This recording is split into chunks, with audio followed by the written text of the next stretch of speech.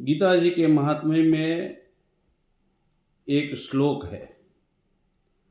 वो श्लोक का अगर आप एक बार पठन करो, उसका अर्थ समझो और उसको अगर हृदय में उतार लो, तो फिर जिंदगी में आप गीता छोड़ नहीं पाओगे।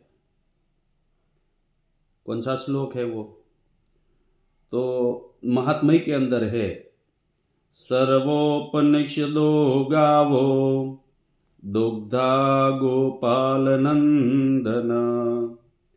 पार्थो वत्स सुधी भोक्ता दुग्ध गीतामृतम महान। भगवान कृष्ण सर्व उपनिषदों को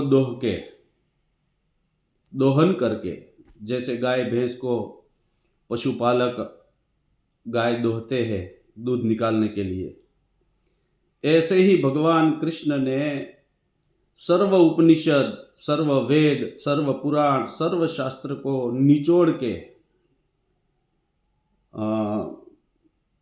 भगवान कृष्ण दोग्धा गोपाल नंदन, दोग्धा का मतलब होता है दोहनार, दूध निकालनार। भगवान कृष्ण ने सर्व शास्त्रों, सर्व उपनिषद, सर्व वेद, सर्व पुराण का जब दोहन करके जो दूध निकाला है और जो अमृत निकाला है, वो किसने पिया? पार्थो वत्स, अर्जुन, सुधी भोक्ता, अर्जुन को भगवान कृष्ण ने पिलाया है। जैसे गाय अपने बछड़े को दूध पिलाती है, अमृत पिलाती है, इस प्रकार भगवान कृष्ण ने सर्व उपनिषद, सर्व वेद, सर्व धर्म पुराण का जब दोहन करके सब शास्त्रों का जो सार है उसको निचोड़ के इसको अर्जुन को पिलाया है।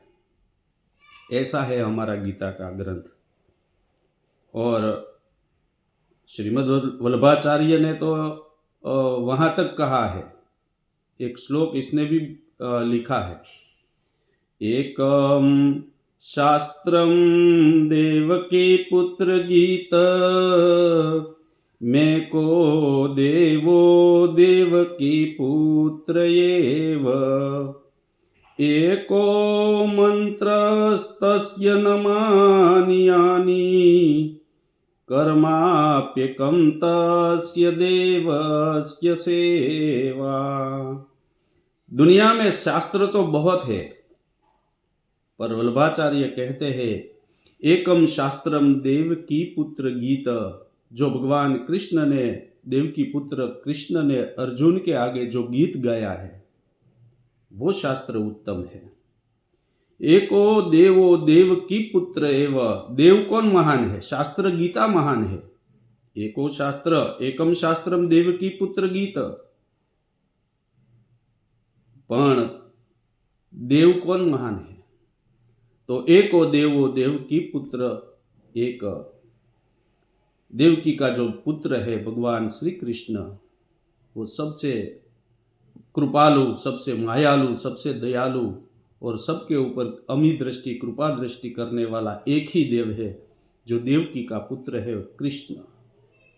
और मंत्र, एको मंत्रस्य तस्य नमानि यानि, एक ही मंत्र। कौन सा मंत्र? कर्माप्यकं तस्य देवस्य सेवा, पूरी निष्ठा से, पूरे कर्म से, पूरी श्रद्धा से वो देव की पुत्र कृष्ण का रोज पूजा करो, रोज भजन करो, रोज कीर्तन करो। शास्त्र में तो बहुत से श्लोक है और सभी श्लोक जीवन को कुछ ना कुछ सिखाता है। भगवत जी के अंदर तो 18,000 श्लोक है। 18,000 श्लोक में पूरा जीवन चरित्र आपका निकल जाएगा, लेकिन आपको वो शास्त्र पढ़ते पढ़ते कभी तृप्ति नहीं होगी, ऐसा भागवत है। लेकिन गीता जी के अंदर जो भगवान ने मनुष्य को जीवन जीने की राह बताई है, इसलिए हम तो ऐसा बोलते हैं कि आज गीता जयंती है, और गीता जयंती के दिन आपको गीता जयंती की शुभकामना और अ, प्रार्थना करते हैं कि भगवान आपके घर में भी विराजमान होकर आपके सब दुख दर्द हर ले, आपको सुख संपत्ति शांति समृद्धि सफलता मिले। लेकिन एक ही उपदेश है गीता जी के अंदर कि गीता शास्त्र का कोई भी व्यक्ति रोज एक अध्याय का पाठ करता है? पाठ करने से व्यक्ति का जीवन धन्य बन जाता है। एक पाठ नहीं होता है तो आधा पाठ नहीं होता है तो एक श्लोक नहीं होता है तो आधा श्लोक। और गीता जी में तो लिखा है कि आधा श्लोक भी अगर आपको एक दिन के अंदर नहीं हो सकता है, आपके पास शायद समय नहीं हो, तो एक चरण का भी पाठ रोज मनुष्य को करना चाहिए। हमारे सनातनी को तो जरूर गीता का पाठ करना चाहिए है? गीता जी का पाठ करने से व्यक्ति के जीवन में आने वाली सभी विपत्तियां दूर हो जाती है। और अगर व्यक्ति के मन में कोई उद्वेग हो, कोई संचय हो, कोई तकलीफ हो, कहीं से रास्ता जो नहीं मिलता हो और व्यक्ति अगर थक के बैठ गया हो, तो एक बार गीता जी हाथ में लेके और गीता जी का पठन करके व्यक्ति आसानी से अपना मंजिल पार कर सकता है। मैं तो ऐसा बोलता हूँ कि हर एक के घर में गीता जी का अध्याय, गीता जी का पाठ, गीता जी का पूजन होना चाहिए। जब बच्चा छोटा होता है 2 साल का 3 साल का, तब बच्चे को भी ऐसा शिक्षा दीजिए, इसको ऐसा रोज उठ के सूर्य को एक पानी का कलश चढ़ाए, जल चढ़ाए और रोज गीता जी का एक एक श्लोक अपने बच्चे को सिखाओ। जब तक वो छोटा है ना, तब तक आप जो भी बोलोगे ना वो करेगा। क्योंकि बच्चा जब छोटा होता है तब इसको पता नहीं होता है कि मेरा कल्याण किस में है, मुझे कहाँ से अच्छा रास्ता मिल सकता है, मुझे कहाँ जाना है, कौन से रास्ते पे जाने से मुझे सफलता मिलती है, संस्कार मिलता है। वो जब छोटा होता है तब पता नहीं होता है। और जब छोटा होता है तब आप जो भी बोलोगे वो करेगा। अगर आप प्रेम से बोलोगे तो प्रेम से करेगा, अगर नहीं करता है तो आपके डर से, आपके भय से भी करेगा। लेकिन जब छोटा है तब करेगा। आप ऐसा सोचोगे कि बड़ा हो जाएगा, इसके बाद हम इसको सुधारेंगे या तो सही जगह पे लाएंगे, लेकिन बड़ा होगा ना तब वो आपको भय देगा, आपसे वो भय नहीं पाएगा। इसलिए बच्चे को, हमारे पांडुरंग दादा ने तो जीव भावना में स्वाध्याय में कितने श्लोक अच्छे दिए हैं। रोज सुबह में उठते ही बच्चे को कराग्रे वस्ते लक्ष्मी कर मूले सरस्वती, अपना हाथ की हथेली देख के उठो। सुबह में सूर्य उदय होने के पहले उठ जाना चाहिए। शास्त्र में लिखा है सूर्य उदय के पहले जो भी व्यक्ति उठता है इसका जीवन निरोगी रहता है, ज्ञानी होता है, संस्कार वाला होता है और वो कभी दुख नहीं पा सकता। लेकिन 7 बजे के बाद, वैसे तो उठने का समय हमारे शास्त्र में 4 से 6 ब्रह्म मुहूर्त दिखाया है। 4 बजे के बाद और सूर्य उदय के पहले हर एक व्यक्ति को अपने बिस्तर का त्याग कर देना चाहिए।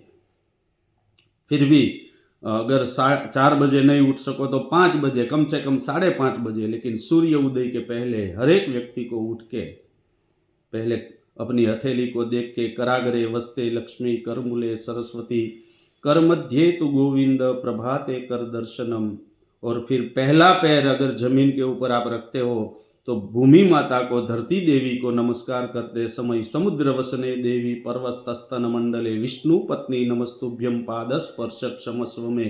हे माता जी, भूमि माता, मैं तेरे ऊपर पहला चरण आज के दिन में रख रहा हूँ, कोई भी प्रकार का मेरे से खराब कर्म न हो ऐसी कृपा करना है। कृष्णाय वासुदेवाय हरिये परमात्मने प्रणत कलेश नाशाय गोविंदाय नमो नमः। वृंदावन में बहुत एक सिद्ध संत है, बहुत सिद्ध है, जिसको कोई भी प्रकार का प्रलोभन नहीं है। खुद भगवान को ही बहुत बड़े बड़े व्यक्ति इसको उपाधि देने के लिए आ रहे हैं। जब संस्कृत पाठशाला के और ऐसे ऐसे व्यक्ति जब बोलते हैं प्रेमानंद जी बाबा को कि हम आपको उपाधि देना चाहते हैं, तब उसने ऐसा ही एक ही शब्द बोला है कि भैया हमको सबसे बड़ी उपाधि भगवान कृष्ण की मिल गई है, हमको कोई उपाधि नहीं चाहिए। कितने कितने अच्छे प्रवचन से व्यक्ति का जीवन सुधारने की कोशिश कर रहे हैं वो वृंदावन में। प्रेमानंद जी बाबा का आप प्रवचन सुनिए, जीवन धन्य हो जाएगा। कोई भी एक मंत्र का आश्रय करो, राधा राधा राधा राधा राधा राधा, चाहे तो कृष्ण कृष्ण राधे कृष्ण ओम नमः शिवाय ओम नमः शिवाय ओम नमः शिवाय, कोई भी मंत्र का आप मंत्र जाप कीजिए। और कलयुग केवल नाम आधारा, सुमीरी सुमीरी नर उतर ही पारा। तुलसीदास जी ने भी लिखा है कि कलयुग के अंदर बहुत बड़ी पूजा नहीं हो तो चलेगा, बहुत बड़ा ध्यान नहीं होगा तो चलेगा, कलयुग केवल नाम आधारा, नाम का आश्रय करो बस। तो मैं तो इतना बोलता हूँ आज के दिन कि हो सके तो आपके घर में गीता जी का एक पाठ होना जरूरी है, बड़े से लेकर छोटे से लेकर बड़े तक, बुजुर्ग तक, रोज एक पाठ करो।